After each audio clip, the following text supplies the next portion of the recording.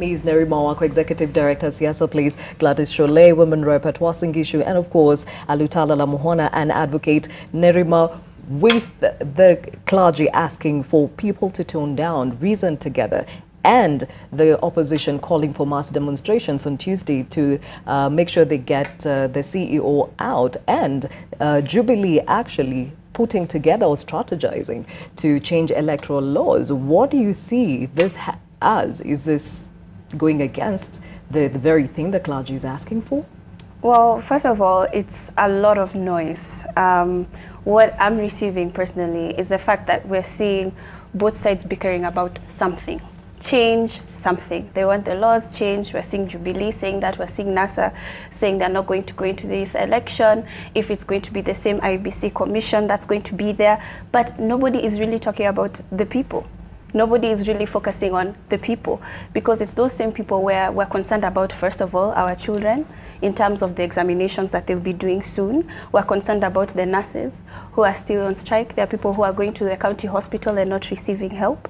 We are concerned about our businesses. There's so much else that's happening, but we are not hearing anyone speaking for those individuals. And I think it's a great thing that the church came up and said that it's time to tone down and respect the law. We do need to hear that voice. And unfortunately, I think that the church has come a little bit late, because they were there in the beginning, right before the election. We were praying for peace. We had national prayer days, but then right after we voted, there was this lull of silence. And so here they are again. So I guess it's a great thing, better late than never. However, the people of Kenya, we need to be proud of our constitution, and it's important as to why those laws are there. Chapter 1 simply begins with we, the people. The Constitution gives the people the power. However, when you're seeing administration working on changing of electoral laws because they're unhappy of a reading or a verdict from the Supreme Court, it's worrying. Does that mean that every time we have a different political system in power, they're going to change our constitutional laws? Speaking of it, Gladys, you are on the other side of this divide in 2013. Is this attack on the judiciary warranted? Okay, first of all, I think let's start here. If you notice, both the dissenting judgment and the majority judgment recommended electoral law reform. You know that? It did.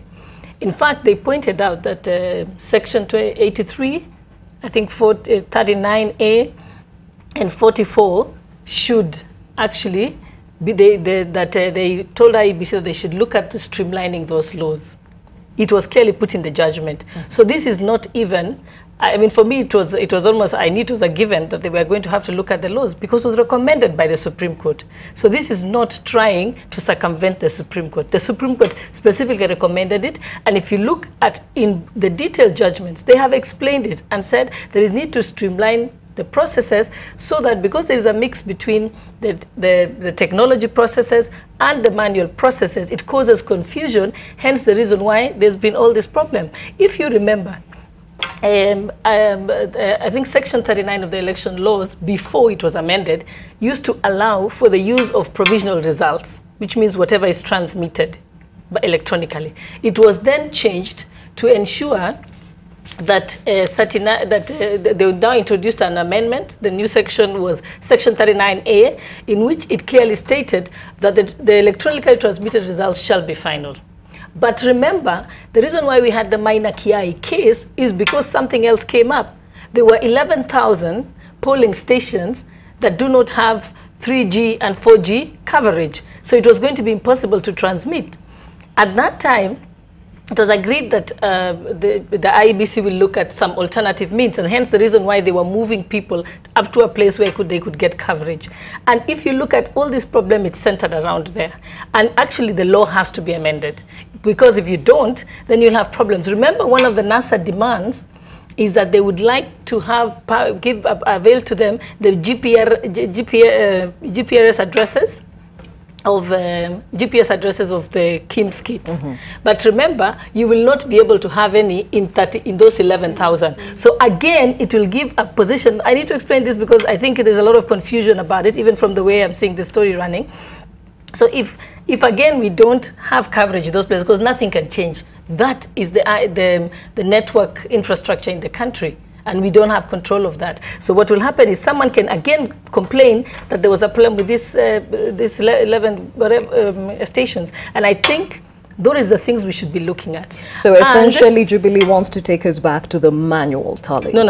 No. I have the amendments haven't been published yet. Actually, we haven't looked at it, and hence the reason why you'd want to have a discussion about it. Okay. So it has not. I mean, even I don't think you have a copy of the amendments. All right, Alutalala, let me bring you in on this one. Some of the changes that they would like to make, especially in the IEBC Act, include planning to change, or rather tame the powers of the IEBC chair. What do you read into that? First, Gladys, it's always important to have the context within which these issues are coming up. The context within which these issues are coming up is a context in which a Supreme Court has made a ruling, and one part of the litigant has refused to accept the ruling in practice, although in theory they say they've accepted. Fast forward. Because they have refused to accept, and because they happen to have the so-called tyranny of numbers, they now plan to use those tyranny of numbers to circumvent the decision of the Supreme Court. Let me say this, with the greatest respect to my learned colleague here. But do you remember that there were some recommendations made by both Maraga's judgments? That's where I'm coming. That's where I'm coming. To the best of my recollection, what the decision held as far as recommending changes in the electoral law was the manual backup that was introduced last time towards the election. If you remember, the Kiraitu Murungi and Orengo committees that came together and rushed some laws through Parliament for a manual backup. It was not done properly, so much so that it is actually responsible for the jumbling of these elections when we come to manual backup. Number two, when my sister here... Remember that committee was eventually disbanded? It was, yes. By the court? Correct. When it comes to what my sister is saying, that she seems to be saying that it's okay to amend these laws this time. First of all, I haven't said it's okay to amend the laws. I'm saying I was expecting some amendments as a lawyer to come out. Why? Because of the recommendation made by the Supreme Court. The only difference that we'll be deliberating is which ones are the long-term reforms and which ones are the short-term reforms, in order for us to be able to have an election within the 60 days. And again, we are speculating here. No draft amendments have been published or tabled anywhere. Be that as it may, my sister, the issues that you've raised that could justify what you're saying, the expectation for amendment, are actually issues that were traversed by the Supreme Court. And they all really don't hold water. For example, when she said that 11,000 areas did not have network. We already know that 840 million shillings was spent on satellite phones, which were never used. Number two, I keep saying there is no shortage of technology and capacity in this country. What there is a shortage is a shortage of men and women of integrity and who are true to the law and to country as a needle is to the pole. Whatever else we say, all these votes that you're talking about, where were they voted from? The GPRS of the Kims was switched off on the 5th, and therefore we have no idea in which polling centers all this was conducted. To finish that, let me finish that. When you come to what the Jubilee members are saying, Gladys, it's not that you're expecting. When you hear Mukhwana speak, William Ruto has spoken, Uhuru Kenyatta has spoken. And believe me, Gladys, within a short time, you'll have these guys coming up with draft laws in Parliament, and because they have the numbers, they'll push them through. What does that do? There is a line up to which law works. And there's a line beyond which politics must come in. We had this situation in 1997 when there was a stalemate that resembles what you're about in here. And at that time, the politicians crafted what was called the IPPG to try and circumvent. Because there's a limit to how much law can do, especially when you have politicians who always want to take advantage of each other. And just a moment, let me finish. And therefore for us, in my view as a lawyer, even if there are expected amendments, that is not the environment within which you come up with those amendments.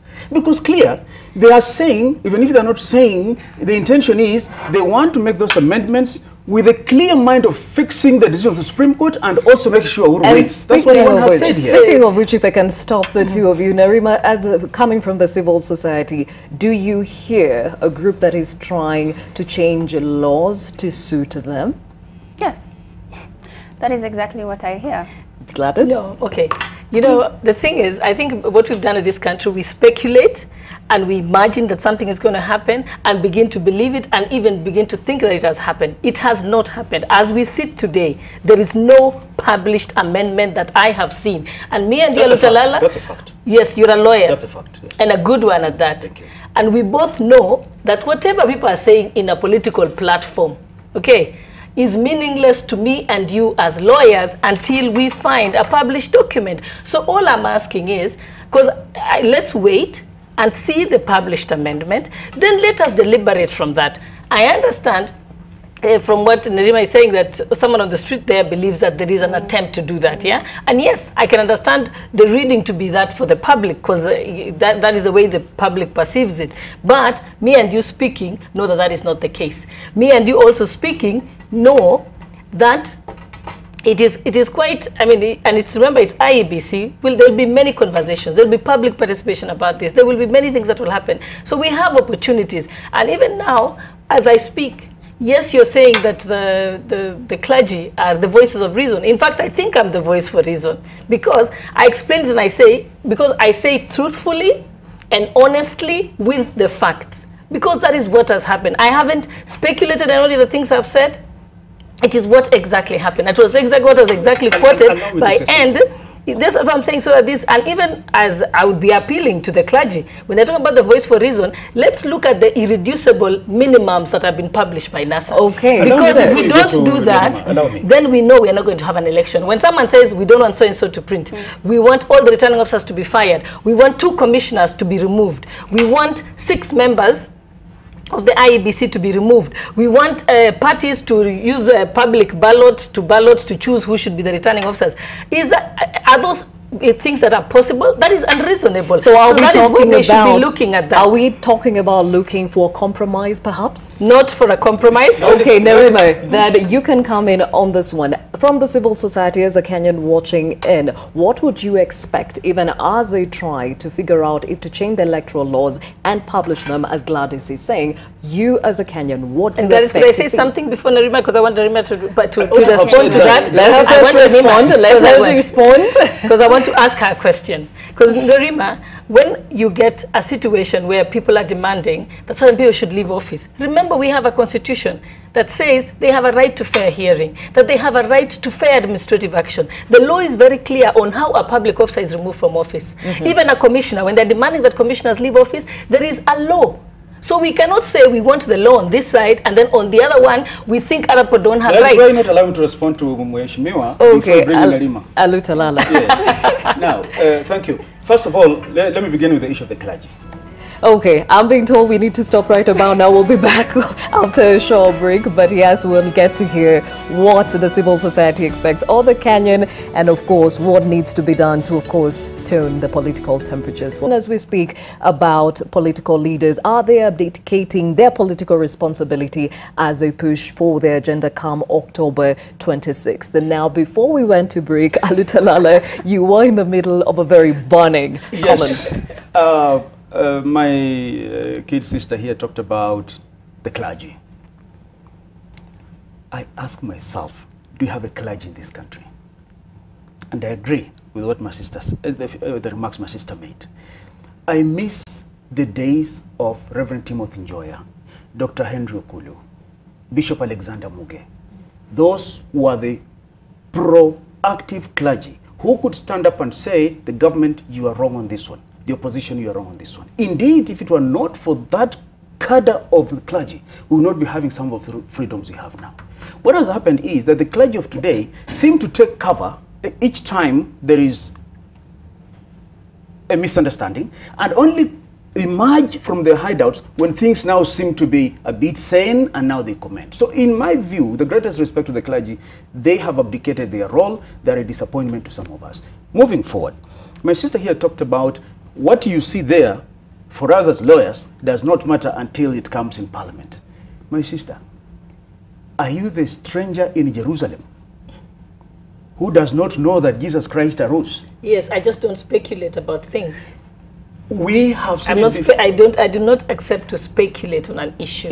If you are the stranger in Jerusalem, then yes, there are others who are not strangers. They're telling Jesus arose. This is exactly what is coming. These Jubilee members of Parliament will move ahead. They'll bring those amendments with a clear motive of making sure that they seal the loopholes that NASA would have an advantage. Remember, give me an example of that type of loophole. No, give me that example. Tell me that loophole. Just tell me that loophole. Just a moment. None other than the president himself has said that even if this Raila guy wins, they still impeach him. Not because he will have transgressed the constitution, but because he's Raila. I mean, speaking of that kind of talk, Nerima, when they speak like this, are they really thinking of the common mwananchi? Because that talk is very heavily laden.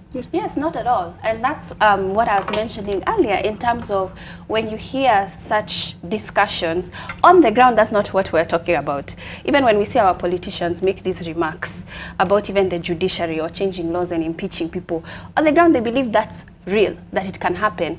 Not everybody is a lawyer. Not everybody understands our law or the constitution. In fact, the fact that I have that interest is kind of weird.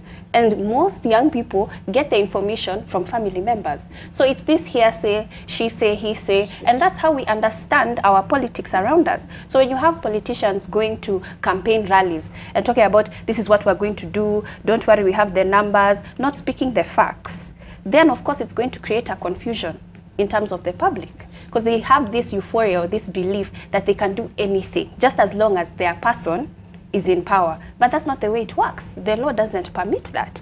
Okay, Alutalala, let's go back to the fact that NASA is planning a demonstration on Tuesday to actually oust the CEO of the IEBC. What do you read into that? Look, I have said before that you must contextualize each question you raise on this show. IEBC has been indicted by the Supreme Court. If we agree that we have to go by the rule of law in this country, then let's begin from the point of law that IEBC has been indicted by the Supreme Court. What has the Supreme Court said? That IEBC committed irregularities and illegalities. That's not in context. Having reached at that point, the next question we should be asking ourselves is, should this election be conducted by IEBC as currently constituted? That is where the division comes. In my honest view, I think that there ought to be a compromise. And Gladys, let's not lie to ourselves. This IEBC theoretically is an independent commission, but in practice, it is not. We know, it's just that some people don't want to say on mainstream media, but let's look at the happenings, what happened. Imagine initially, Raila said he did not want 5 members. No, let's put it. He said he didn't want certain 5 members of the IEBC involved in the election, or else he would go to the election. What did the chairman do? He set up another 5-member project team and let these ones take the back seat. So Raila got what he wanted. So why are we still finish? I was going to answer that actually, if you had allowed me to finish, with the greatest respect.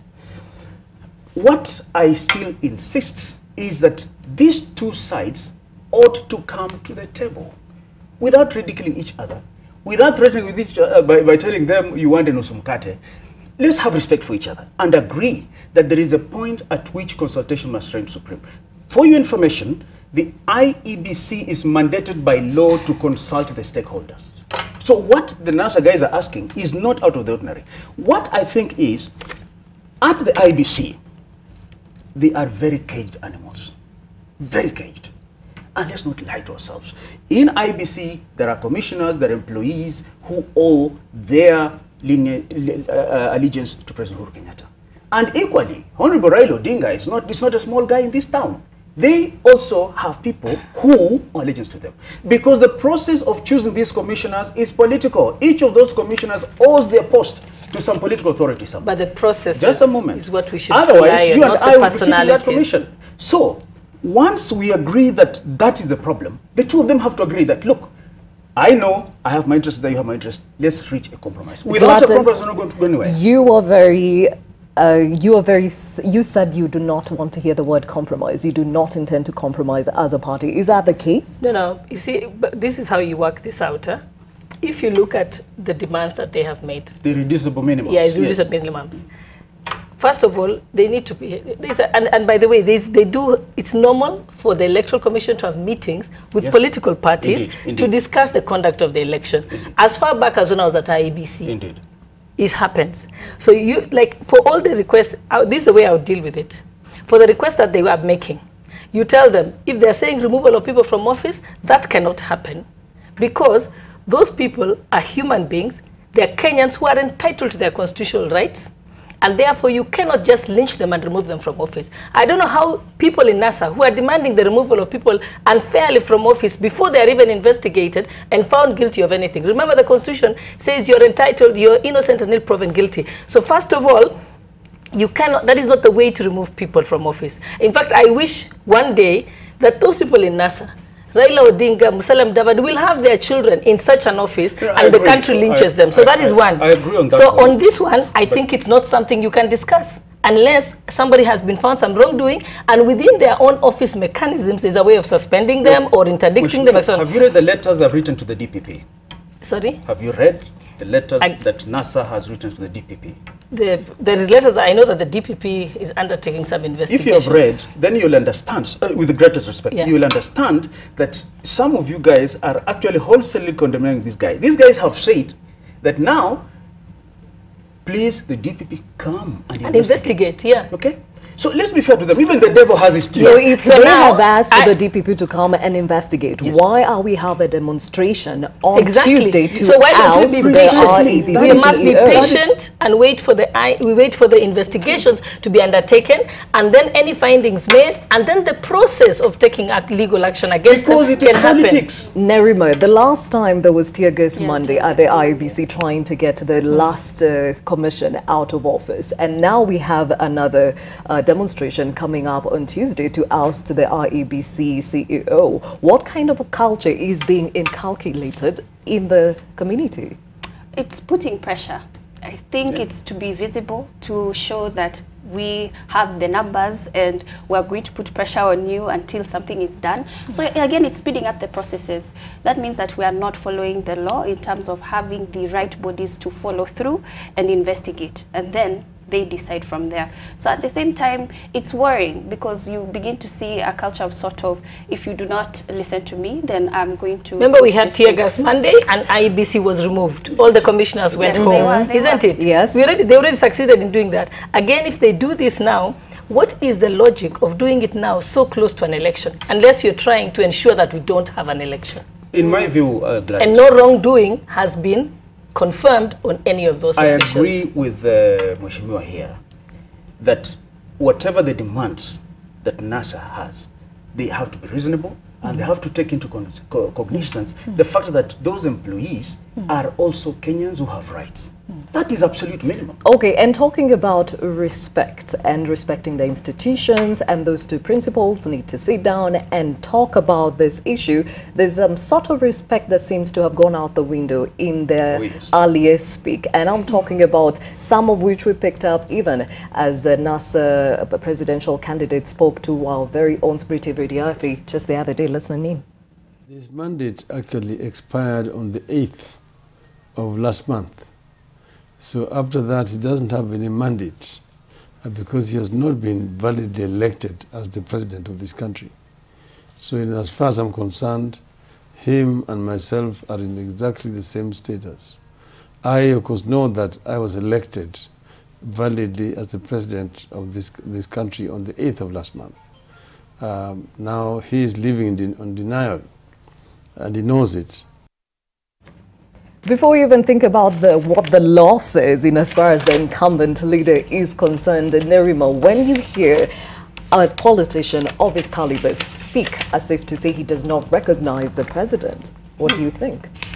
Well, it's worrying. It's definitely worrying. But not only has Raila mentioned that in terms of respecting Uhuru, Uhuru has also mentioned some other things in terms of a coup. And it's worrying because your followers, they listen to every word that you say and they hang to it. And that's the thing that we do not take into account when our politicians and our leaders are speaking. That is something that is trickling down, and people who, quite frankly, they adore and follow your every word, so they do not even think in terms of what does that mean legally. And so it needs to be understood that our leaders in power, they need to respect one another, because you can't expect the same respect on the ground when it comes to understanding different party affiliations. So we can't be shocked every time we have an election, there's this tension. It is something that our leaders are putting into, and it's something that we continue to instigate and we continue to fuel as a people. And that's worrying. Okay, and speaking of which, the president spoke about the judiciary, the Supreme Court in this case, having conducted a coup after nullifying his presidential win. This is what he had to say. Over the last 50 so years of our independence, that has happened in many other African countries, ambapo tumeona coups ya majeshi kuja kupindua serikali ya raia. Lakini leo hii tumevunja historia ya kwamba coup katika taifa la Kenya imefanywa na watu waine kule kotini. Hii ni coup, hakuna kitu kingine. Again, you've walked the corridors of justice. Is that kind of comment warranted? Okay, now first let me start with the interpretation of Article 140 of the Constitution that you just showed us by the Honorable Raila Odinga. Article 140 of the Constitution is clear. I remember immediately after the Supreme Court made its decision, because they didn't give us the full detailed reasoning, you couldn't really quite tell to what extent has this been nullified, or what, under what articles of the Constitution, whether it was 138 or nobody was, that didn't come out clearly to us. And I remember at that time I kept saying, I really can't quite figure it out, but let me wait for the full judgment. When the full judgment did come out, they confirmed clearly that the election has been nullified under Article 140, which clearly says the petition is filed, the Supreme Court hears it. If the Supreme Court finds that the election was invalid, then it will, an election shall be held within 60 days. The words of the Supreme Court was null and void, which means it takes the president back to as if no election had been held at all, which means he is actually, his incumbency shall begin after the 26th. He becomes a president-elect after the 26th, and that's where he now cannot exercise certain powers that are suspended during the period of incumbency as set out by the Constitution. So that is the correct position, and it is clear. It is in such simple language, you can't confuse it. So first of all, we must agree that that is the position. And I'm responding to that because he was quoting the Constitution.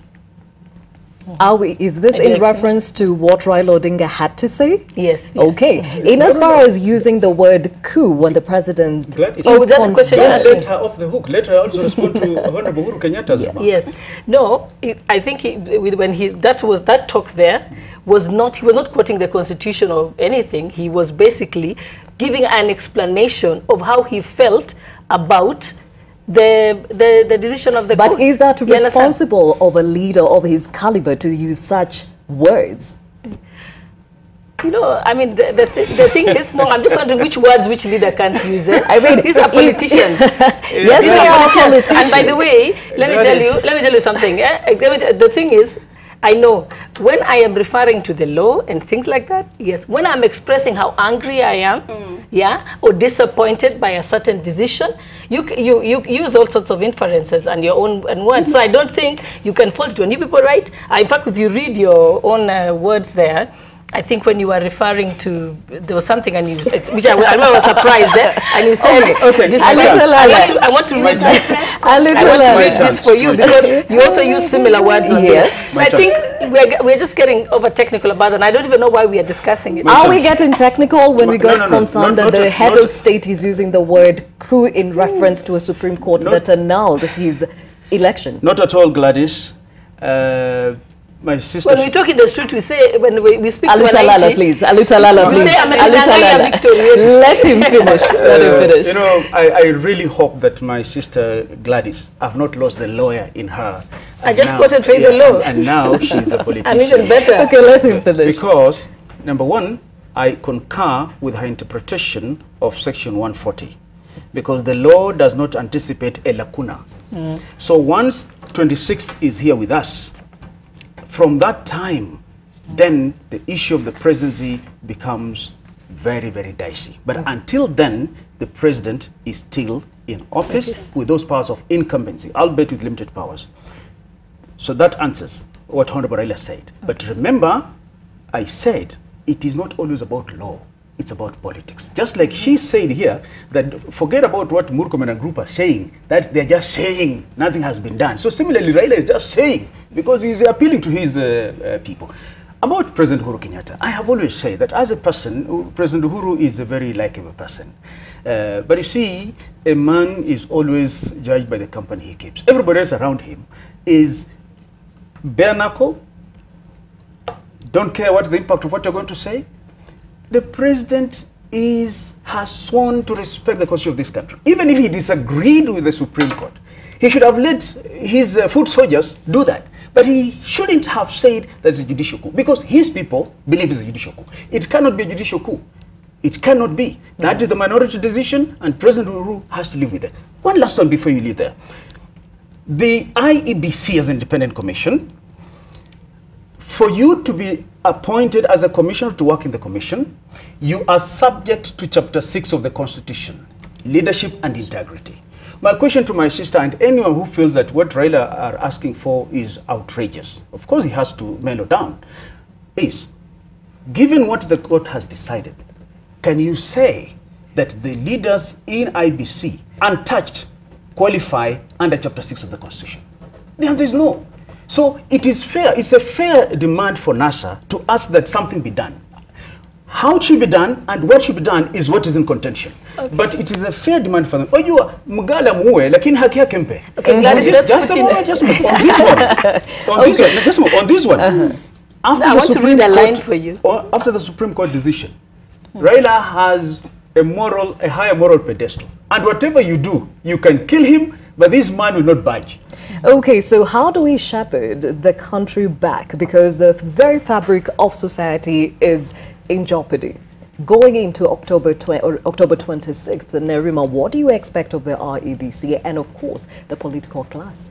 Wow, the IEBC has a lot of work to do in terms of giving back trust to the public. They have to be transparent in terms of the processes. We've already seen the French IT company saying that that's not enough time for them.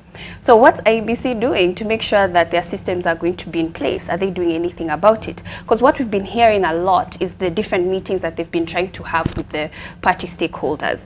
But in terms of, yeah, even some people skipping out on those meetings. And so it makes you wonder, what are they putting in place to be more prepared? And they're going to have to do that clearly, transparently, and also hold themselves accountable to doing that, just so that the public has more trust in them. But what I'm also worried about is the apathy. Statistics show that during a rerun, 30% of the population actually don't show up because they are exhausted. They were already bombarded by the campaigns and then lining up again. What is going to convict the people to actually go vote? And I'm talking about young people. A lot of young people might not get out to vote. And this should be a concern for both leaders. So not only is IEBC going to have to put their systems in place, they also have to sort of communicate to the young population and ask them, guys, you need to get out and vote again. And this time, we promise you, we're going to count it. You know why they'll come out? Just to respond to her. You know why voters will come out? From the Uhuru side, voters will come out because Jubilee seems to be successfully developing the narrative of the victim. That there was a judicial coup, they won the election, but it was stolen by the... So that is a narrative that is painting them as victims. But that's what you campaign on as a politician. Precisely. For NASA side, they are going to come out in large numbers because for the first time, it was so near, yet so far. So even those who did not vote will want to come. Yes. So believe you me, the voter turnout is going to be huge. Huge. Okay, now as we close, Yes. Gladys, 26th of October is fast approaching. What do you expect of the IEBC, and what political responsibility are you taking on as a party going forward? No, okay, I don't speak for my party, but because there are other people who are employed to do that. But what I would say is that I would expect IEBC as an independent commission to do its job. IEBC should stop listening to the noises out there on the streets demanding their removal and giving them all sorts of irreducible minimums. If they are not able, like if you are told you can't use the KIMS kit, you have to, we don't want MOFO to do it. We know that it is impossible to procure new kits. So they should be able to say, they should be able to say, you're hoping, you think I think it's not that easy. From People Ghana, don't. from Ghana in 1 week's time. No, no. Okay, let her finish. I've worked for the Electoral Commission, Yes. and so I know that that is not possible. Very well, very yes, well. because you have to reconfigure it, which is the same problem we're having with the ones we have. Very But well. I'm saying, on speaking on language, I think we are misinterpreting things here. Because I have a letter, I just looked at it on my phone here, that NASA wrote to IEBC. And in fact, named the 5 officials and said, Kenyans are coming after you. Run away while you can salvage yourself. Literally threatening them. We've also had other parts during all this political debate that, remember, we